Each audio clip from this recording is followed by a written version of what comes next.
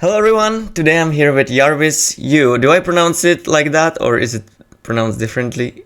Is it Jarvis? Yeah, most Americans would say Jarvis, and I think it actually originally is like a Scandinavian name, but I think it also still would be Jarvis. But you know, Wait, you don't know yourself? That's kind of weird, isn't it? well, my dad picked it, but really it's a transliteration of a Chinese name. That's why, like, it's like an English translation of a Chinese name. So, I see. the Chinese name actually has to do with the weird Chinese calendar, but so I'm not going to go into too great of a detail about it. But All right. yeah, I'm happy to be here, and Yeah, let's do it. Yeah. So for people who don't know, you're like a legacy specialist. At least that's what the MTG wiki says. You even told me yourself that you have like a super high win rate in legacy. Overall, you have like 4 GP top 8s with 1 win. I think that was with Lens in legacy, and you play like a bunch of pro tours. Is that information correct? Yeah, it's kind of funny. I've read that MTG wiki entry once or twice. I kind of wish it didn't say legacy specialist because, to play the PT, you really can't be a specialist in that area, right?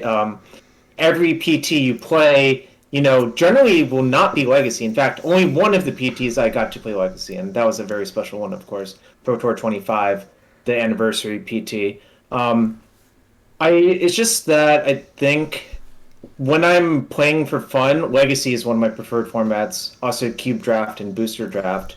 So, yeah, funny you bring that up. I don't know who wrote that entry. I kind of want to have a talk with them at some point. But, I mean, I have won the most in Legacy in Grand Prix. And, having buys obviously helps. But I think almost every time my deck was pretty good.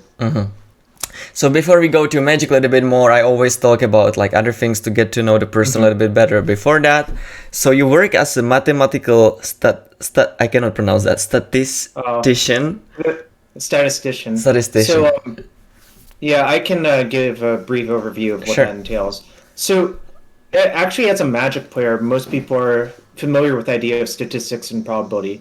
Statistics being the area of mathematics that involves analyzing data and, sort of looking for patterns, trying to come up with good questions and good answers to those questions. Obviously, a very useful skill set for Magic.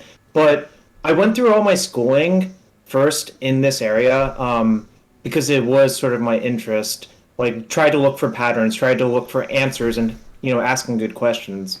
And I think I did opposite of almost of all of the, like, younger Magic players, where almost all of the younger Magic players played their Pro Tours while they were in school, and I didn't play Pro Tour until I was done with school, which is, very different. But I kind of think in a lot of ways the stress was off me to try to, win so much in Magic because, well, at the end of the day, I can just go back to my job even if I go like 1-7 in a Pro Tour, which has happened to me. It's, part of the game.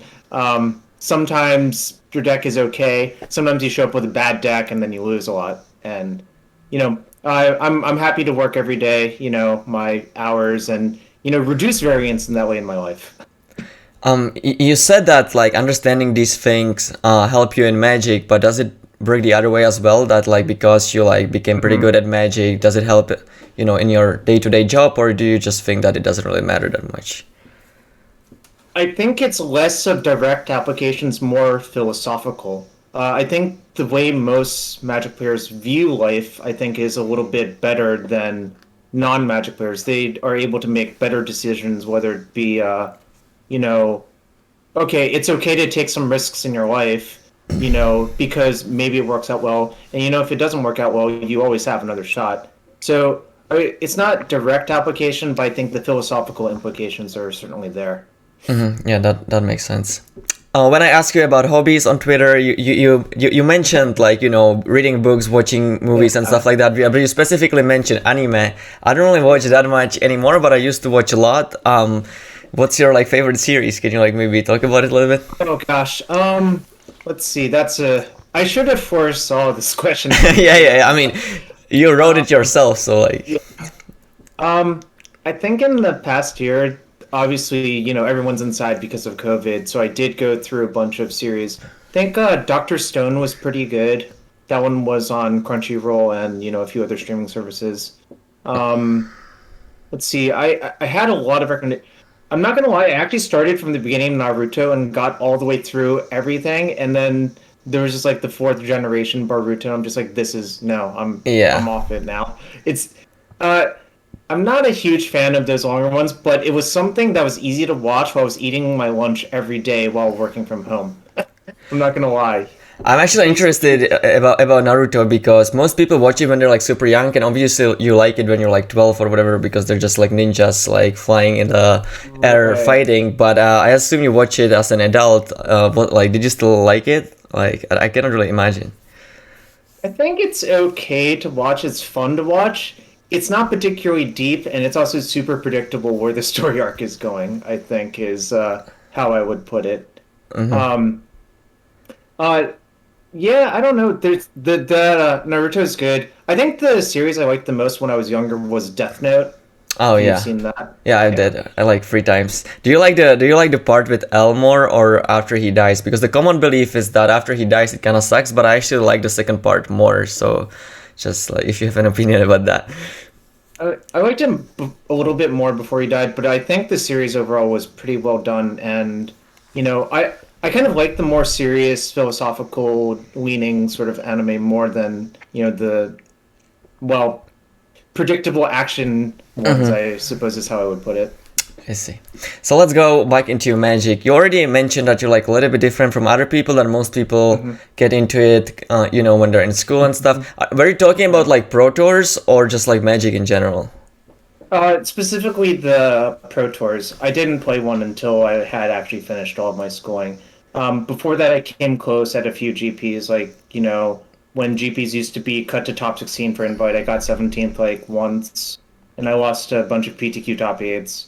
But that comes with the territory. I think everyone has to climb the ladder of doing well step by step, and then eventually you'll get there if you try enough. Or I guess you could claim to be the unluckiest person, but I don't think people are generally that unlucky. I think people just like to use it as an excuse, to be quite fair. So it wasn't like you weren't trying during school, you just weren't able to get there because maybe you didn't have enough time, or you just think that you got better as you got older? What happened? I think there's a little bit of experience maturity is how I would put it. When I was in grad school, I did play quite a bit of Magic Online, and then I cut back a little bit when I started working. You have a lot of free time as a grad student. You basically have as much free time as you want, which probably was not the best for me in some ways. I could have done better in some aspects of the schooling, of course.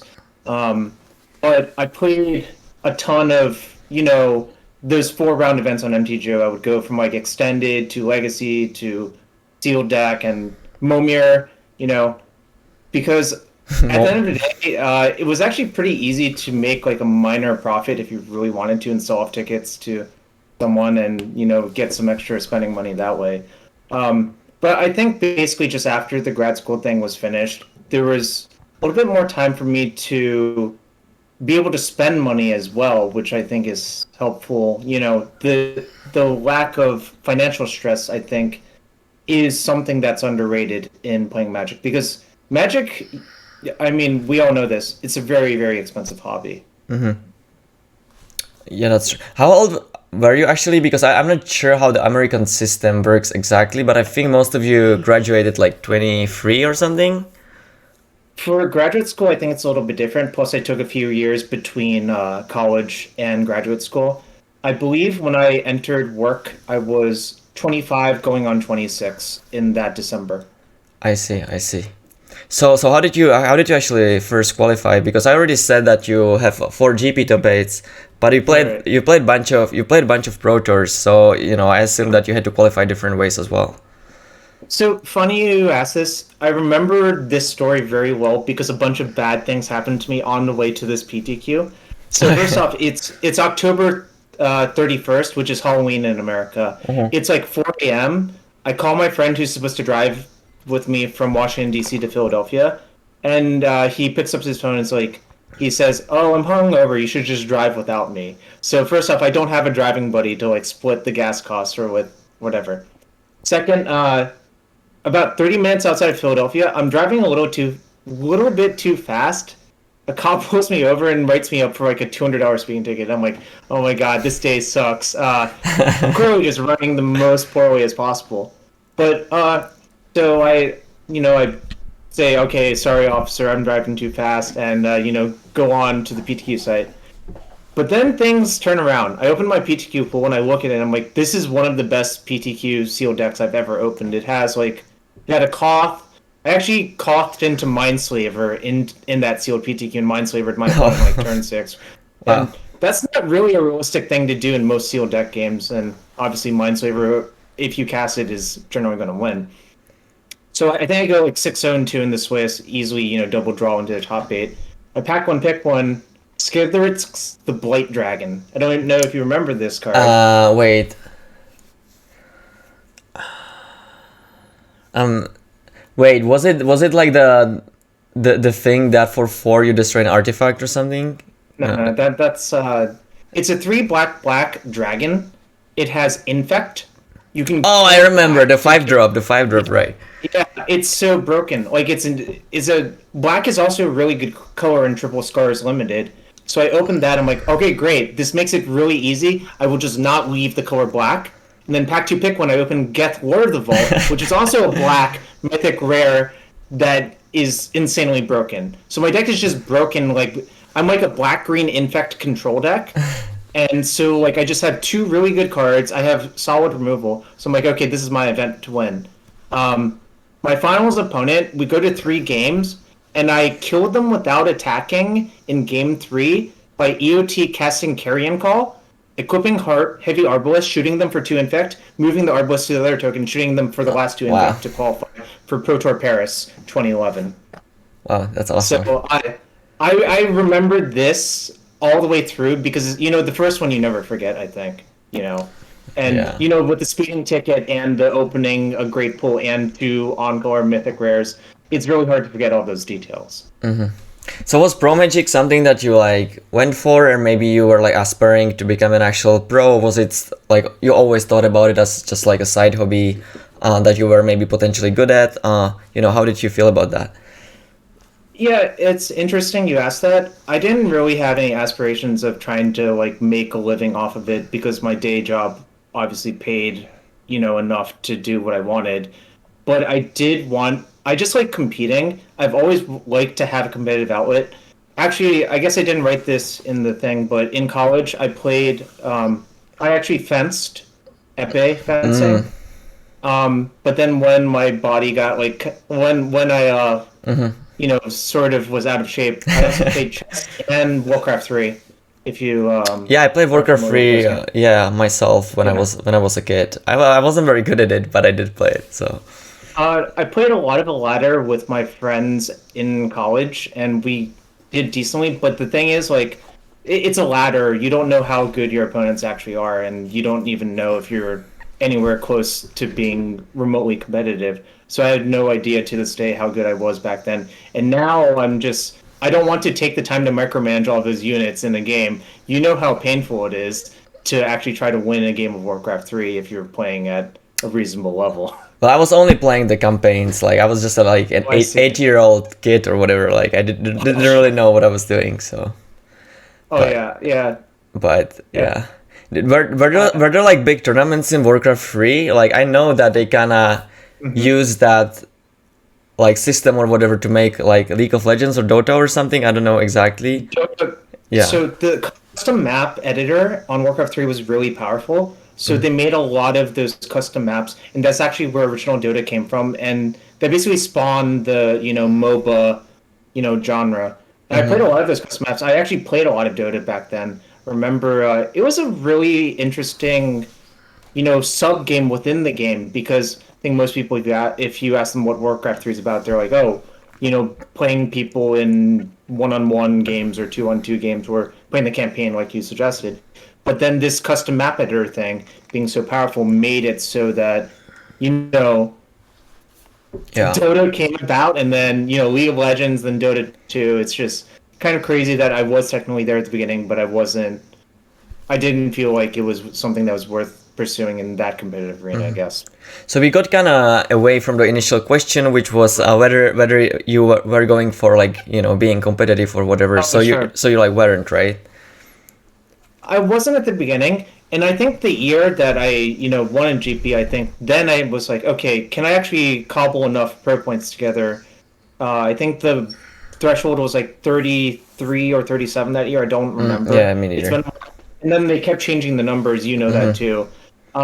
But that year, obviously, winning in GP, it just gives you such a huge lead in that venue. So I'm like, okay, maybe I can do this year, and you know, I got 6, 10, 6, 8, 10. I don't remember how many points it was for that GP one. I also remember that GP one pretty well as well because I played against Calcano in the finals, and the first GP I cashed, I lost to Calcano in like round 8. It was extended. Aether Vial was banned. Chromox was legal. I was playing Chromox Goblins, and he was playing Doran because if you know Calcano, Yeah, he always plays Doran. I know. Yeah.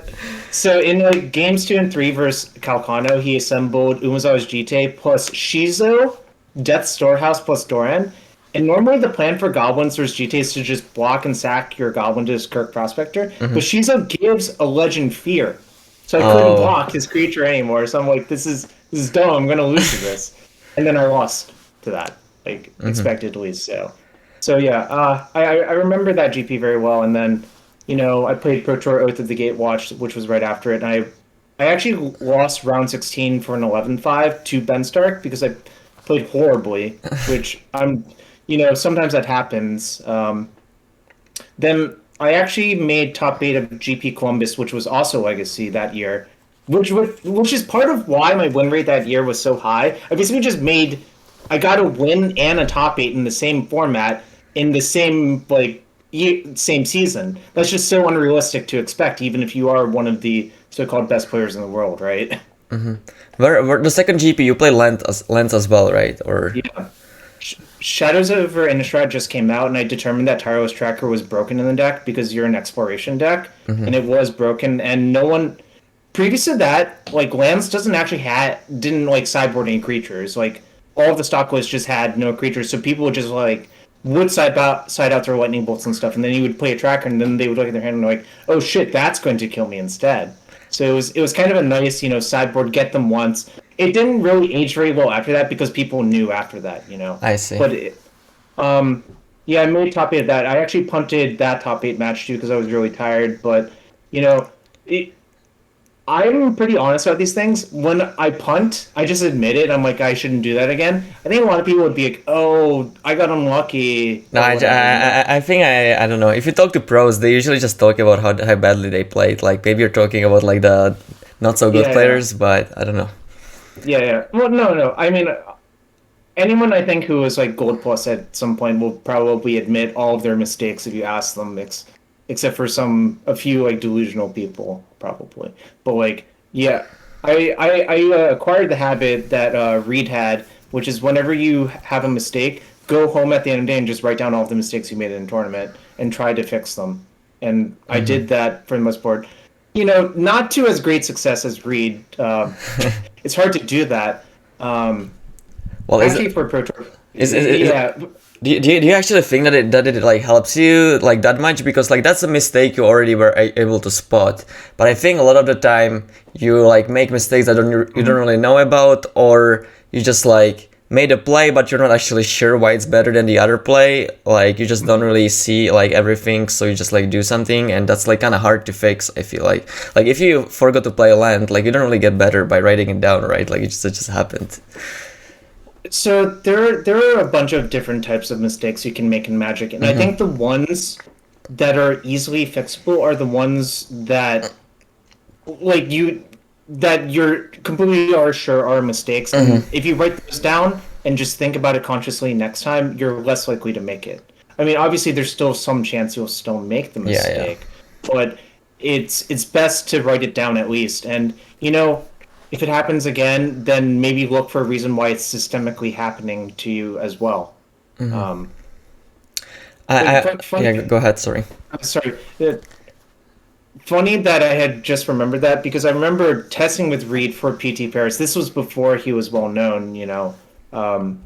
We just talked. Reed actually ended up going to the same college as me, but we didn't overlap because he graduated. I mean, so it's a 4-year system for American colleges, and he entered right after I left. I see. So, but it is funny that there's that indirect, you know, college connection. Did he actually finish the college? I had no idea that he did. I see. He did. He has a major in economics, I believe. And the most famous Magic player from our college, I think, is Justin Gary, if that name rings a bell. Yeah, I know the name. I don't know the name. I never seen him but. Actually, when I was on the campus, the fraternity that was next to mine, his trophy from one of the events is still in that fraternity, and that kind of also inspired me to start trying. I'm like, oh, what's that? They're like, oh, this is his trophy from Nice Masters when he played like Oath of Druids with Cognivore or something like that. And I'm like, oh, that's really cool. Oh, his trophy is in the actual like college campus. Is that right? No, he put it in the fraternity that he was a member of. I see. It's just like on like, you know, the fireplace mantle or whatever. It's just sitting there. Oh, that's awesome. So we got a little bit away from it. I wanted to ask a little bit more about the Lens deck. When you won the GP with it, was it considered to be like a tier 1 deck? Because I know that like sometime after that, you know, people gave it the respect that it deserved. But I'm not sure if that was the case before you actually won the GP. Like, do you remember how it was? I know the story exactly, actually. So in 2013, in a Star City Games Open in Baltimore, my friend Kurt Spies, who lives in the area, he lives in Baltimore actually, he was the first person to build this version of lands as we know it, red-green, low to the ground. Kurt, in the past, had played like the Intuition 4-3 lands variants that like predated that 6 years ago or whatever, but so he knew his way around that sort of engine, but he determined that if he wanted to actually beat like the Delver style decks, what you should actually do is move away from Intuition and go to a bunch of 1-mana spells and Punching Fire. And the actual reason that I think this was possible was they changed how the Legend rule worked, first off, because it didn't really work before the Legend rule changed, and they printed Thespian Stage in Gatecrash. Without either of those things happening, I don't think the deck would look anything like it does right now. But they did do both of those things. So in 2013, he just like crushed an open. He played against basically only fair blue decks, and like he just basically mauled the tournament. I'm like, oh, that looks great. I should try to learn this. And so I talked to him. We talk a lot on Facebook. Not so much anymore. I think he moved away from the game, but he was the progenitor of the deck, and I think by the time I played it in the GP in Seattle, it wasn't quite well known outside of Maryland, the state I live in and that Kurt lives in, but it was known. It probably didn't have the respected hat it needed because the Tabernacle of Pendrell Vale was already an expensive card by that point. Like, I see. That's a very fringe card that goes into one deck, but you have to play it because it's basically your Wrath of God in the deck. It's basically the cards that are mistakes, the lands that are design mistakes in that deck, virtually all of them are. Why else would you play the deck? Like, you should just play with the broken lands. Like, Maze of Ith is a mistake, Glacial Chasm is a mistake, Dark Depths is a mistake, you know, Tabernacle, Pendrell Vale is a mistake. You know, all of the lands are mistakes, essentially. Are you the type of a Magic player who tends to play these like weird strategies, or did you just like happen to like the deck, but you're usually not like that? So I actually had 2 decks with me before I had to register my deck. I had Counterbalance Top Miracles, which was the number. If you asked any Legacy player back then, they would probably say Miracles is the best deck, and I think they would be generally correct. However, my other friend, Bob Huang, also went to the same college as me and Reed. He said from a data standpoint, he thought lands was actually doing better on MTGO and in the SCGs. So I just picked that. So one thing I actually really hated about the Miracles mirrors in Game 1 is that if you drew more white cards, you would just lose. Because the white cards were all terrible in those mirror matches. Like, that's not what the blue mirrors in Legacy are about. If you just draw your Terminuses and Plows, they don't do anything. Whereas like Lands versus Miracles, I'm like, okay, it's not a great matchup, but I know how to win it. Usually involves like killing all of their white sources, then making Merit Lodge, which takes basically 20 plus turns. I see. Well, that will be all for today. Thanks for your time. Before we wrap it up, maybe you want to tell people where they can find you on the internet if you want. Oh yeah, I still do play Magic, although less so nowadays because of the organized play announcement. But I do stream Magic the Gathering online. I usually stream Mondays, Wednesdays, and Thursdays, sometimes Fridays at twitch.tv/Jarvis Yu. You can also find me on Twitter at JKYU06. And, I do post the Twitch replays to YouTube as well, and you can just find me at Jarvis Yu right there as well. Alright, thank you. If you guys like the video, please click on the like and subscribe button, and see you next time. Bye.